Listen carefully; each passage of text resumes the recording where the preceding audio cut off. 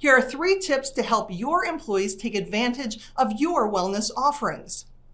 Ask what would be most helpful. Don't just come up with a plan and introduce it to your team. Give them some options and find out what their wants and needs are. Some ideas may include gym membership reimbursement, an on-site workout facility, mindfulness training, smoking cessation, weight loss programs, all kinds of things.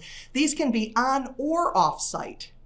Reinforce the message. Open up every channel of communication possible to let your employees know what's available.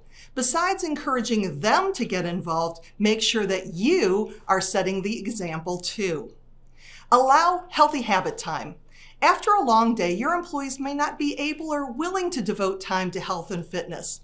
Why not build some time into their day to allow them to participate in health-related activities like yoga, mindfulness, or strength training?